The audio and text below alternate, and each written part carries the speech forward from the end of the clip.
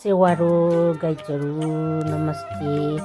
आज चाहिँ मैले कालो बङ्गुरको मासु र हरियो काउली बनाउँदैछु। यो चाहिँ पदेना हो। यो पदेनाको अचार चाहिँ यस्तो मिठो हुन्छ है। यो खाइराख्यो भने जिउमा शीतल अनुभव दिन्छ। पदेना खानु एकदम स्वास्थ्यको लागि राम्रो हो।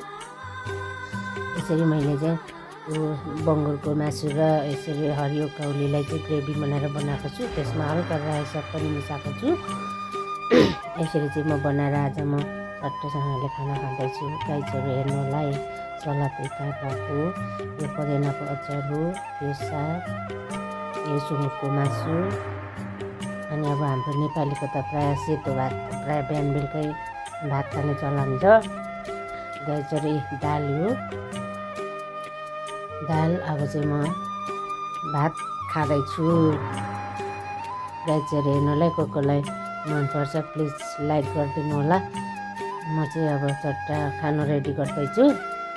यसरी सुँगुरको मासु पनि ठुलो ठुलो पिस बनाएर टक्क काउली भिटामिनसँग खानासँग मैले भात पकाएर खाँदैछु। ब्रो काउलीसँग लोकल सुँगुर बङ्गुरको मासु। गाइजहरू हेर्नु है, मेरो खानपी चाहिँ यस्तो भेराइटी छ। प्लिज तपाईँहरू पनि यसरी बनाएर खानु होला। मैले खाएर हेर्नुहोस् है। अब यस्तो खान्छु कि म।